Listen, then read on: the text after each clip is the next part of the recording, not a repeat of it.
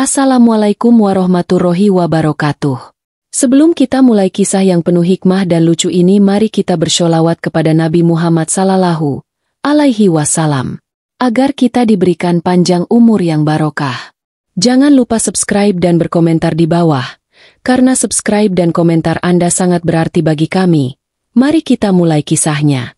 Di sebuah kampung kecil yang terpencil, diapit oleh perbukitan dan hutan lebat yang belum pernah sepenuhnya dijelajahi, tinggal seorang pria parubaya bernama Pak Karman bersama anak lelakinya, Ujang. Kehidupan mereka sederhana, bahkan cenderung susah. Rumah mereka berdinding kayu tua dan beratapkan seng karatan. Pak Karman, yang sudah lama kehilangan pekerjaan tetap, kini hanya mengandalkan hasil dari hutan untuk bertahan hidup. Sementara Ujang, remaja berumur 17 tahun, sering menemani ayahnya menyusuri rimba untuk mencari kayu atau buah liar. Hutan itu memang satu-satunya sumber harapan, sekaligus misteri yang menakutkan bagi warga sekitar. Banyak cerita aneh beredar tentang suara-suara ganjil dan makhluk yang tak terlihat, membuat hanya sedikit orang yang berani masuk terlalu dalam. Tapi bagi Pak Karman dan Ujang, rasa takut sudah bukan halangan. Mereka lebih takut kelaparan daripada cerita hantu. Maka pagi itu, dengan peralatan seadanya, mereka memutuskan kembali ke hutan demi mencari kayu yang bisa dijual di pasar. Mereka melangkah menyusuri jalan setapak yang dipenuhi akar pepohonan besar. Kabut pagi masih menggantung tipis di udara, membuat pemandangan tampak sedikit buram dan lembab. Burung-burung belum banyak bersuara, seolah-olah hutan sedang menahan napas. Suasana terasa berat, tapi mereka tetap melangkah mantap. Ujang, dengan tubuh kurus dan kulit yang mulai terbakar matahari, membawa kapak kecil di bahunya. Ia berjalan di belakang ayahnya, mengamati setiap sudut hutan dengan mata waspada. Tiba-tiba, angin berhembus pelan membawa aroma tak sedap yang menusuk hidung. Mereka saling menoleh. "Pak, bau apa itu?" tanya Ujang lirih. Pak Karman mengangkat tangan, memberi isyarat untuk diam. Mereka berdua berhenti, memicingkan mata menembus semak-semak. Di balik belukar, tampak sesuatu yang besar dan tak bergerak. Perlahan, mereka mendekat. Jantung berdegup cepat karena tak tahu apa yang akan mereka temui. Saat mereka semakin dekat, bentuk benda itu makin jelas. Tubuh besar, berambut, dan kaku. Seekor kuda coklat tergeletak tak bernyawa. Mulutnya terbuka dengan lidah terjulur. Matanya kosong menatap langit yang tertutup kanopi daun. "Kuda mati," gumam Pak Karman pelan. Tidak ada bekas luka atau tanda-tanda kekerasan. Tubuh kuda itu tampaknya mati karena sebab alami. Namun yang membuat heran, siapa pemiliknya? Hutan itu jarang dilalui orang, dan kuda bukanlah hewan liar. Pak Karman mengedarkan pandangan, memastikan tak ada seseorang yang sedang mencari hewan hilang. Ujang menutup hidungnya. Baunya mulai menyengat. "Apa kita bawa pulang, Pak?" tanyanya polos. Pak Karman menggeleng pelan. "Bangkainya terlalu besar. Kita kubur saja, biar gak membusuk di sini." Mereka pun mulai menggali lubang di bawah pohon besar. Tanahnya lembab dan berbau. Peluh bercucuran, namun mereka bekerja dalam diam, hanya ditemani desiran angin yang makin kencang. Setelah hampir 1 jam menggali, lubang cukup dalam akhirnya siap. Dengan penuh tenaga, mereka mendorong bangkai kuda ke dalamnya. Suara berat tubuh kuda menabrak dasar lubang membuat bulu kuduk Ujang merinding. Ia merasa ada yang aneh, tapi tak bisa menjelaskan apa. Pak Karman menutup lubang itu dengan tanah, lalu merapikan permukaannya dengan dedaunan dan ranting. Tak lupa ia menancapkan batu besar di atasnya sebagai penanda agar tidak diinjak orang lain. "Selesai," ucapnya pendek. Mereka berdua duduk sejenak di bawah pohon besar itu, napas terengah-engah. Tanpa sadar, angin berhenti bertiup. Hutan terasa lebih sunyi dari biasanya, seakan menyimpan rahasia. Pak Karman memandang lekat ke arah kuburan kuda itu, pikirannya kosong. Tapi benaknya mulai bekerja pelan-pelan, membangun sesuatu dari tumpukan keputusasaan yang selama ini ia sembunyikan. Ia memandang sekeliling, tak ada saksi, hanya sunyi. Dan dari sanalah semuanya bermula. Malam itu, Setelah makan malam sederhana dari singkong rebus dan sambal, Pak Karman duduk di beranda rumah. Langit gelap tanpa bintang, hanya suara jangkrik dan serangga malam menemani lamunannya. Ia mengingat kembali kuburan kuda yang ia gali siang tadi. Tatapan matinya yang kosong masih terbayang. Lalu tanpa sengaja, muncul satu pikiran liar. Bagaimana jika kuburan itu dijadikan makam keramat? Seketika, detak jantungnya bertambah cepat. Ide itu terdengar gila, bahkan untuknya sendiri. Tapi ia terus membayangkannya. Orang-orang datang membawa sesajen, meyakini kisah wali, dan dirinya jadi penjaga yang dihormati. Perlahan senyum muncul di wajahnya. Apalagi, tidak ada orang yang tahu apa yang sebenarnya dikubur di sana. Kalau hidup terus begini, aku dan Ujang bisa mati kelaparan, gumamnya. Maka malam itu, keputusan dibuat dalam sunyi. Ia akan menciptakan kisah. Kisah tentang mimpi, pohon besar, dan seorang wali, padahal itu hanya bangkai seekor kuda. Keesokan harinya, saat matahari belum tinggi, Pak Karman mulai melancarkan rencananya. Ia berjalan ke warung kopi yang biasa jadi tempat berkumpulnya warga. Dengan wajah cemas namun dibuat seolah-olah bingung, ia bercerita bahwa semalam ia bermimpi didatangi sosok berjubah putih bersinar. Sosok itu katanya berbicara lirih, memberitahu bahwa ada makam seorang wali tertutup tanah di bawah pohon besar di tengah hutan. Ia mengaku terbangun dengan tubuh basah oleh keringat dan napas terengah, seolah mimpi itu nyata. Warga yang mendengarkan langsung memasang wajah serius. Cerita tentang mimpi dan wali bukan hal asing di kampung mereka. Orang-orang kampung percaya bahwa alam sering menyampaikan pesan lewat mimpi orang pilihan.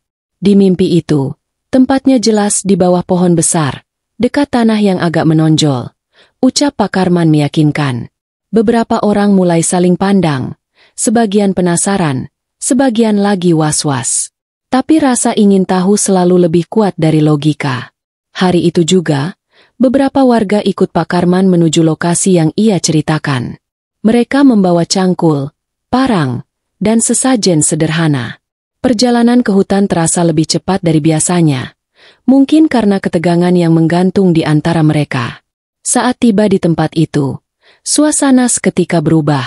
Angin berembus pelan. Daun-daun berguguran tanpa suara. Pak Karman menunjuk ke tanah di bawah pohon besar.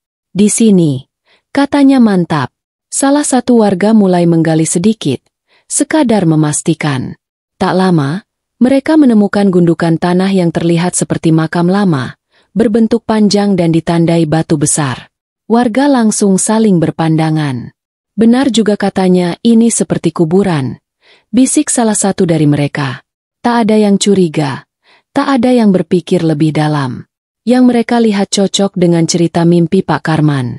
Dalam sekejap, keyakinan tumbuh dari sesuatu yang palsu. Dan itu hanya awal dari pertunjukan besar yang akan segera dimulai. Hari-hari berikutnya, desas-desus tentang makam wali mulai menyebar ke kampung-kampung sekitar. Semakin banyak orang yang datang, sebagian karena penasaran, sebagian karena ingin berdoa dan berharap mendapatkan keberkahan. Pak Karman memainkan peranannya dengan sangat lihai. Ia mulai berpakaian serba putih dan duduk bersila di dekat makam, membacakan doa-doa dan menebarkan wangi dupa. Ia mengaku tak tahu siapa wali itu, tapi selalu berkata, "Saya hanya menjalankan amanah mimpi." Semakin banyak orang yang percaya, semakin Pak Karman terlihat suci dan karismatik. Dan yang mengejutkan, suatu hari, seorang pengunjung dari luar kampung mengaku hajatnya terkabul setelah berziarah ke makam itu. Ia bersaksi bahwa penyakit anaknya sembuh setelah ia bermalam di sana. Cerita itu menjadi bahan pembicaraan semua orang. Kini, bukan hanya warga kampung, tapi juga orang-orang jauh yang datang dengan harapan dan keyakinan. Kuburan seekor kuda kini dianggap tempat paling suci. Pak Karman tidak hanya mendapatkan rasa hormat, tapi juga penghasilan yang tak pernah ia bayangkan sebelumnya. Orang-orang datang membawa sumbangan, sesajen, bahkan uang sebagai bentuk rasa syukur. Beberapa memberi dengan harapan, beberapa karena sudah merasa tertolong. Rumah Pak Karman yang dulu reot kini mulai diperbaiki. Ia membangun saung kecil di dekat makam untuk para peziarah beristirahat. Beberapa warga mulai menyebutnya Abah Karman, Panggilan kehormatan untuk orang yang dianggap memiliki ilmu dan kedekatan spiritual. Ujang memperhatikan semua ini dengan mata terbuka lebar. Ia tahu kebenaran yang sesungguhnya. Ia tahu bahwa semua ini adalah hasil dari satu kebohongan yang tak disengaja berubah menjadi keyakinan besar. Tapi ia hanya diam. Tiap malam, ia tidur dalam gelisah, mendengar suara doa dan tangis pengunjung yang benar-benar percaya. Dalam hati, Ujang mulai bertanya-tanya, sampai kapan rahasia ini bisa disimpan? Semakin hari, Ujang merasa beban yang ia tanggung makin berat. Ia tidak pernah diajak berdiskusi tentang rencana ini, tidak pula diberi pilihan untuk menyetujui atau menolak. Ia hanya menjadi saksi bisu dari kebohongan yang tumbuh subur dan berubah menjadi iman, masal.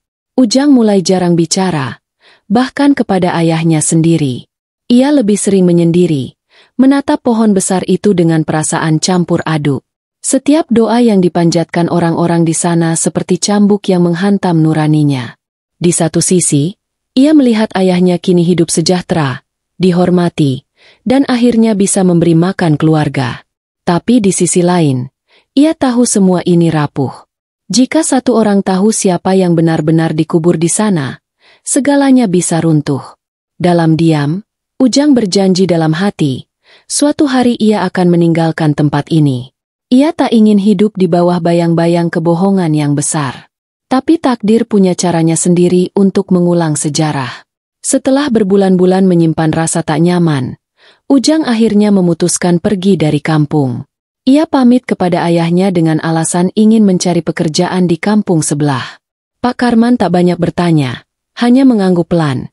Mungkin diam-diam merasa lega karena anaknya tak lagi menjadi saksi diam kebohongan itu. Ujang berjalan kaki menyusuri jalan setapak yang menghubungkan kampung dengan desa tetangga. Sore mulai turun ketika ia tiba di sebuah kampung kecil yang tampak sepi, namun lebih hidup dari kampung asalnya. Ia mencoba mencari pekerjaan di warung, di kebun warga, bahkan sebagai buruh bangunan, namun semuanya berujung penolakan. "Maaf, sudah penuh," kata mereka. Lelah dan kecewa, Ujang pun berjalan tanpa arah, hingga akhirnya menemukan sebuah gubuk kosong di pinggir hutan kecil. Ia memutuskan beristirahat di sana. Angin malam mulai berembus, menambah dingin yang menusuk. Namun ia terlalu letih untuk merasa takut. Ia rebahkan tubuhnya, menatap langit yang tak bersahabat. Pagi harinya, suara langkah hewan dan dedaunan bergesekan membangunkan Ujang. Ia bangkit perlahan dan keluar dari gubuk. Pandangannya tertumbuk pada sesuatu tak jauh dari sana. Seekor anak kuda tergeletak diam, mati tanpa tanda kehidupan. Ujang tertegun. Ia mendekat perlahan, memastikan bahwa hewan itu benar-benar mati. Tidak ada luka, tak ada tanda-tanda serangan binatang buas. Tubuh anak kuda itu masih hangat, seakan baru saja menghembuskan napas terakhir. Ujang berdiri kaku di tempatnya. Pikirannya melayang. Pemandangan ini terlalu familiar. Ia seperti melihat kembali kejadian bersama ayahnya dulu. Detak jantungnya meningkat. Entah dari mana, muncul bayangan ide gila, mengulang apa yang dilakukan ayahnya. Tapi ia ragu. Apa aku akan jadi pembohong seperti bapak? Pikirnya. Namun kenyataan kembali menyentaknya. Ia tak punya pekerjaan, tak punya uang, bahkan tak tahu harus kemana setelah ini. Perlahan-lahan, akalnya kalah oleh perut yang kosong dan nasib yang suram. Dengan cangkul karatan yang ia temukan di dekat kebun warga, Ujang mulai menggali lubang di bawah pohon besar yang tumbuh rindang di dekat gubuk. Tanahnya keras, tapi ia terus menggali tanpa suara, hanya napasnya yang terdengar berat. Setelah lubang cukup dalam, ia menatap tubuh anak kuda itu sebentar, lalu menguburkannya perlahan. Saat tanah kembali menutup bangkai hewan itu, Ujang berdiri tegak. Dia memandangi hasil pekerjaannya. Angin berembus kencang, seolah memberi isyarat bahwa sesuatu telah dimulai. Malamnya, Ujang menyalakan lilin dan dupa bekas dari sebuah pura tua. Ia duduk bersila, membaca doa-doa dengan suara lirih, cukup agar orang lewat bisa mendengarnya. Keesokan harinya, ia mulai menyebar cerita kepada warga kampung bahwa ia bermimpi tentang seorang wali muda yang meninggal di bawah pohon besar ini. Ceritanya mirip seperti cerita ayahnya dulu, hanya dibungkus dengan kisah baru, tentang pemuda suci yang meninggal muda, membawa ilmu dan berkah yang belum tuntas. Awalnya tak ada yang datang. Warga kampung itu memang lebih skeptis, tidak mudah percaya cerita mistis. Namun Ujang tetap konsisten. Setiap pagi ia membersihkan makam, membakar dupa, dan duduk di bawah pohon membaca kitab kecil yang sengaja ia bawa agar tampak seperti orang berilmu. Ia bersikap rendah hati, menolak uang, hanya berkata bahwa ia menjaga makam karena panggilan mimpi. Lama-kelamaan, orang-orang mulai penasaran. Ada yang lewat hanya untuk melihat, ada yang mulai bertanya-tanya. Seminggu kemudian, seorang perempuan tua mendatangi tempat itu sambil membawa bunga dan air dalam kendi. Ia duduk diam, berdoa lama. Keesokan harinya, perempuan itu kembali. Kali ini membawa kabar bahwa penyakit kulit cucunya yang menahun mendadak membaik setelah ia berdoa di makam itu. Kabar itu seperti petir di siang bolong. Dalam beberapa hari, warga mulai berdatangan. Mulai dari sekadar melihat-lihat, lalu menetap berdoa. Makam wali muda pun mulai diliputi wangi dupa dan suara doa yang tak putus. Popularitas makam wali muda buatan Ujang tumbuh jauh lebih cepat dari yang ia bayangkan. Ramainya melebihi makam buatan Pak Karman di kampung sebelah. Warga bahkan mulai membangun saung kecil dan menyalakan lampu petromax agar bisa bermalam. Setiap malam Jumat, makam itu dipenuhi pengunjung dari luar desa. Mereka membawa nasi tumpeng, air bunga, dan harapan-harapan yang ingin dikabulkan.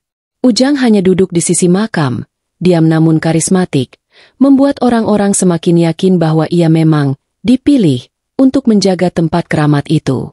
Ia tak menyangka kebohongannya membuahkan kepercayaan yang begitu besar. Namun, di balik itu, ia tahu betapa tipis batas antara kepercayaan dan kebohongan. Satu kesalahan kecil bisa menghancurkan semuanya. Meski demikian, ia mulai menikmati perannya, bahkan merasa lebih bijak dari ayahnya. Tapi ia tak tahu, takdir diam-diam sedang menyusun pertemuan yang akan membalikkan semuanya. Sebuah reuni yang tak ia duga akan mengubah hidupnya selamanya. Sementara itu, di kampung asal, Pak Karman mulai merasa gelisah. Beberapa minggu terakhir, jumlah peziarah yang datang ke makam wali tua mulai berkurang drastis. Warung di sekitar makam sepi, dan saung tempat biasa orang bermalam kini kosong. Ia mendengar bisik-bisik bahwa orang-orang lebih memilih berziarah ke kampung sebelah, ke makam seorang wali muda yang konon lebih sakti. Awalnya, Pak Karman mengabaikannya, menganggap itu hanya tren sesaat. Tapi lama-kelamaan, kerisauannya tumbuh. Ia tak bisa mengabaikan kenyataan bahwa sumbangan mulai menipis dan perhatian orang semakin hilang. Akhirnya, rasa penasaran memuncak. Ia bertanya kepada beberapa peziarah yang kebetulan lewat. "Kenapa tak berdoa di sini?" tanya Pak Karman. Salah satu dari mereka menjawab, katanya makam di kampung sebelah lebih kuat karomahnya. Penjaganya pun masih muda, suaranya menyejukkan. Jawaban itu menusuknya dalam-dalam. Ia tak tenang sampai akhirnya memutuskan pergi diam-diam ke kampung sebelah untuk melihat sendiri siapa penjaga makam baru itu. Perjalanan menuju kampung sebelah terasa berat bagi Pak Karman, bukan karena medan yang sulit, tapi karena beban perasaan yang menggantung. Ia berjalan menyusuri jalan setapak yang dulu dilalui Ujang, kini dengan perasaan campur aduk. Saat mendekati lokasi makam, suara-suara doa dan riuhnya orang berjualan menyambutnya. Tempat itu jauh lebih ramai dari miliknya. Hati Pak Karman berdebar kencang. Ia mendekat, menembus kerumunan dengan penuh tanda tanya. Dari kejauhan, ia melihat sosok bersorban putih duduk tenang di samping makam. Ia menyipitkan mata, mencoba mengenali wajah itu. Ketika jaraknya cukup dekat, kakinya terhenti, matanya membelalak. Sosok penjaga makam itu tak lain adalah anak kandungnya sendiri, Ujang. Ia tercekat, tak percaya pada apa yang ia lihat. Dunia seakan berhenti sesaat. Ia ingin berteriak, tapi suaranya tertelan oleh kegemparan hati. Ia pun berdiri di kejauhan, menunggu waktu yang tepat untuk menyapa Ujang yang kini menjadi wali penjaga. Saat malam turun dan para peziarah mulai pulang satu persatu, barulah Pak Karman memberanikan diri mendekati anaknya. Ujang sedang merapikan dupa dan membersihkan makam saat ia menyadari kehadiran seseorang. Ia menoleh, dan seketika tubuhnya menegang. Matanya membulat melihat siapa yang berdiri di depannya. Ayahnya sendiri. "Bapak?" gumamnya pelan. Pak Karman menatap anaknya tajam, bukan dengan amarah, tapi dengan rasa bingung dan ragu. "Kamu?" katanya pendek. Beberapa detik berlalu dalam keheningan yang menegangkan. "Sini, ikut Bapak ke belakang," ujar Pak Karman. Ujang menurut, meninggalkan makam dan berjalan perlahan ke sisi gubuk kecil. Di sana, keduanya duduk bersila berhadapan. Angin malam berembus pelan, seakan menambah dramatis suasana. Pak Karman akhirnya bertanya dengan suara berat. "Ini semua, makam siapa, Jang?" Ujang menunduk, hatinya berkecamuk antara takut dan malu. Tapi ia tahu, saat itu pasti akan datang, dan ia tak bisa lari lagi. Ujang menarik napas panjang sebelum menjawab. Ia tahu, kebohongan tidak bisa terus ditutupi, apalagi di depan orang yang mengenalkannya sejak lahir. "Itu, makam anak kuda, Pak," jawabnya pelan. Kata-katanya seperti petir di telinga Pak Karman. "Anak kuda?" ulang Pak Karman, nyaris tak percaya.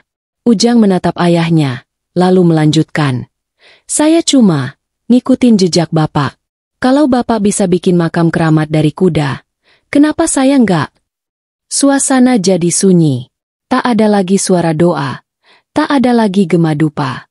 Hanya dua manusia duduk dalam kebingungan dan rasa bersalah yang saling menyatu. Pak Karman menunduk. Wajahnya kelam. Ia tidak marah. Justru lebih banyak diam. Kata-kata Ujang mengguncang batinnya. Ia sadar, benih yang ia tanam dengan kebohongan kini tumbuh menjadi pohon besar, yang bahkan berhasil menaungi anaknya. Tapi yang paling menyakitkan, pohon itu tidak berakar pada kebenaran, hanya pada tipu daya. Dan kini, sejarah itu berulang, menelannya bulat-bulat. Pak Karman akhirnya berdiri perlahan. Ia menatap makam anak kuda itu, yang kini dianggap suci oleh ribuan orang. Ia teringat kuburannya sendiri, yang dulu ia gali dengan tangan kotor, kini mulai dilupakan. Ternyata jejak kita bisa diikuti. Bahkan kebohongan pun bisa diwariskan, gumamnya lirih. Ia menoleh pada Ujang, yang masih duduk menunduk penuh beban. "Kamu lebih hebat dari Bapak. Kamu bikin orang percaya lebih cepat. Tapi itu artinya, kamu juga lebih dalam masuk ke dalam dusta," katanya, tenang tapi menusuk. Ujang tak menjawab. Ia tahu, ayahnya tidak sedang memuji, tapi sedang mengingatkan. Diam-diam, mereka berdua sadar bahwa mereka bukan hanya menipu orang lain, mereka telah menipu diri sendiri. Malam itu, mereka pulang tanpa bicara lagi, meninggalkan makam yang masih berdiri, harum oleh dupa dan penuh doa. Tapi bagi mereka berdua, makam itu bukan tempat keramat, melainkan monumen kebohongan yang tumbuh dari keputusasaan, lalu diwariskan dari bapak ke anak.